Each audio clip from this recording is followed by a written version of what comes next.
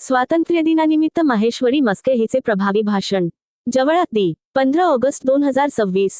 जवळा येथील माहेश्वरी लक्ष्मण मस्के ही प्राथमिक मराठी शाळेतील इयत्ता 3री मध्ये शिक्षण घेत असलेली विद्यार्थिनी आहे. स्वातंत्र्य दिनानिमित्त आयोजित कार्यक्रमात माहेश्वरी हिने देशभक्तीपर व प्रेरणादायी भाषण सादर करून उपस्थितांची मने जिंकली.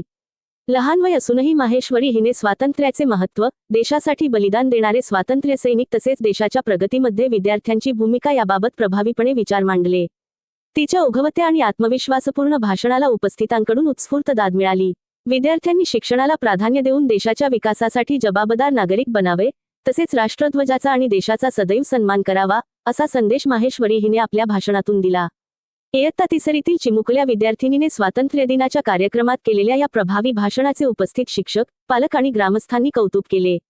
माहेश्वरीच्या या कामगिरीमुळे तिच्या शाळेचे आणि कुटुंबाचेही अभिनंदन होत आहे. माहेश्वरी लक्ष्मण मस्के, वर्ग 3रा.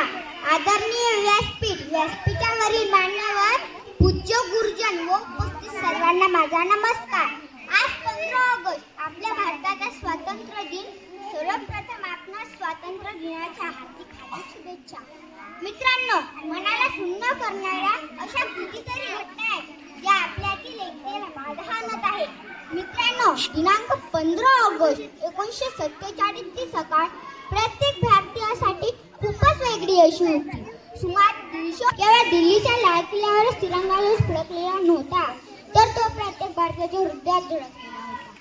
आपण आज इथे सर्वजण प्रसन्न मनाने हसतमुखाने बसलेले आहोत. आजचा हा सुवर्णमय दिन पाहण्याचे भाग्य आपणास लाभत आहे. पण या स्वातंत्र्याची कथा फार मोठी आहे. वीरांचे बलिदान, महापुरुष स्वातंत्र्य सैनिकांचे स्वातंत्र्य लढ्यातील योगदान यातूनच स्वातंत्र्याचे स्वप्न साकार झाले. जाने कितने बार मिटे तब हमने आजादी पाई है, जाने कितने बार मिटे तब हमने आजादी पाई है. स्वातंत्र्य दिवस की लालिमा आज सब पर चाहिए. मित्रांनो, काही देश विघातक शक्ती, समाज विघातक व्यक्ती तरुणाईला हाताशी धरून वेगळे आमिष दाखवून व्यसनाधीन म्हणून जातीय धार्मिक तेढ निर्माण करत आहे. आपल्या देशाच्या अखंडतेला, एकतेला बाधा आणण्याचा प्रयत्न करत आहे. अशा समाज विघातक, देश विघातक शक्तीवर वेळीच आळा घालणे, त्यांचा बंदोबस्त करणे आवश्यक आहे. त्यासाठी तरुणांनी वेळीच जागृत होणे राष्ट्राच्या दृष्टीने गरजेचे आहे.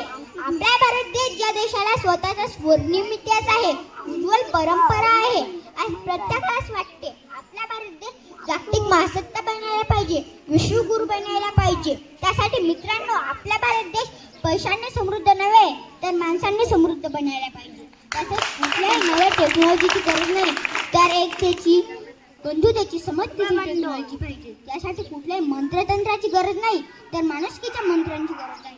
मित्रांनो, आपला भारत देश अब्जावधी मोठं बळ असलेला देश आहे. प्रत्येक भारतीयाने ठरवले तर, देशाविषयी कर्तव्य भावना ओळखली तर आपला भारत देश नक्कीच विकसित होऊन जागतिक महासत्ता बनून जगाचे नेतृत्व करू शकतो. शेवटी मी एवढंच म्हणेल की उत्सव त्रिरंगाचा आभारी असला, उत्सव त्रिरंगाचा आभारी असला. नतमस्तक मी त्या सर्वांचे ज्यांनी भारत देश घडवला. नतमस्तक मी त्या सर्वांचे ज्यांनी भारत देश घडवला. एवढे विलंब माझे 2 शब्द संपवतो. जय हिंद, जय भारत.